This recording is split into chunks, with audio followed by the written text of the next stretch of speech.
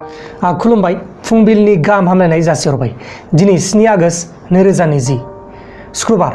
फैदो दिननि फुंबिलिनि माखासे खौरांफोरखौ फारियै मिथिना लानि। गिबि खौराङा जाबाय रिया चक्रवर्ती, जायबा सुशांत सिंह राजपुतनि गार्लफ्रेन्ड। बियो दाहाय हाजिर जायाब्ला पुलिसफोरजों एरेस्ट खालामजासिगोन।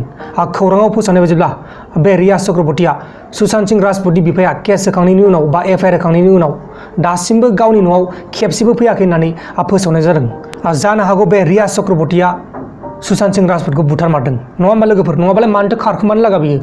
लोगोसे चाइना हादोराव गोदान भाइरास ओंखारबावनायखौ लानानै गोबां हादोरफ्रानो चाइना हादोरनि फारसे सोंखारिदों।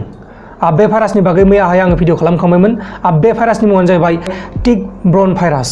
दानिया फैदो गुबुन खौराङाव।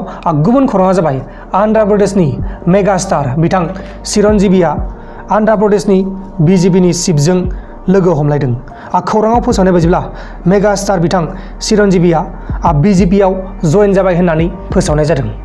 लोगोसे इन्डियान आर्मिनि चिफ बिथां जेन मनज मुकुन्द नाराभानिया मैयाहाय आसामनि तेजपुरखौ नायगिदिंफैदों।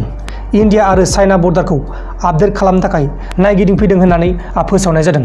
गुबुन खौराङा जाबाय वेस्ट बेंगलाव गरम थासारिखौ नायनानै वेस्ट बेंगल सरकारनो हरबाय फायार फाइटिं रबट। नैबे नुबाय थानायानो जाहैबाय फायार फाइटिं रबट। बे रबटखौ वेस्ट बेंगल गभर्नमेन्टनो हरनाय जाबाय। वेस्ट बेंगलाव दासान्दि गोबां गरम थासारि जागासिनो दं। दा बेनिखायनो माबा मोनसे जायोब्ला अरफोर खोमोरनो बे फायार फाइटारखौ लाबोनाय जाबाय। लोगोसे जोंनि भारत हादोरनि इक'नमिखौ प्रटेक्टिं खालामनायाव फकास होनांसिगौ होननानै आरबिआइनि गभर्नर राघुराम राजोनआ बुंदों। दानिया फैदो गुबुन खौराङाव। गुबुन खौराङा जाबाय दिल्लीनि ताब्लिग जमातआव जाय फरेनार्स बिथांमोना जोबथेसालियाव जोबनानै दोनजादोंमोन, बिथांमोनखौ मैयाहाय जोबथेसालिनिफ्राय उदां खालामनाय जाबाय।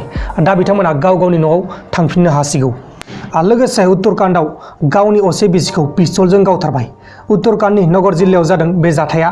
गावनि हिन्जावखौ गुबुनजों लाइन मारनायनि सन्देह खालामनानै गावथारबाय होननानै फोसावनाय जादों। पिस्तलखौबो गावनो बानायखानायमोन। दा बे दुथाङा गावनि बिसिखौ गावथारबाय। दानिया फैदो गुबुन खौराङाव। गुबुन खौराङा जाबाय गान्जा सोबनायनिख्रुइ जौ लोंग्राफोरा बांसिनै थैबाय होननानै मिथिनाय जादों। गान्जा सोबब्ला माथा फाग्ला जायो बा फाग्ला जायो, जौ लोंबाथाय बेमार जानानै थैयो। बेनो आरोना, गासिबो एखे।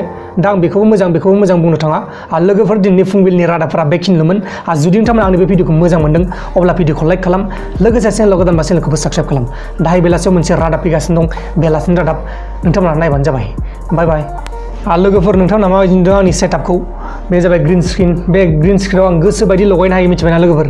आं बेहाय नोंथांमोनखौ लगायनो हागोन, संगिनाखौ लगायनो हागोन, फामफुलिखौ लगायनो हागोन, बायदिसिना एक्ट्रेस आरो एक्टरफोरखौ बेहाय आङो लगायनानै आंजों भिडिअ लाफानो हागोन आरोना। बे जाबाय ग्रिन स्क्रिन। बेनि हेफाजाबजों गोबां रोखोमनि भिडिअ खालामनो हायो।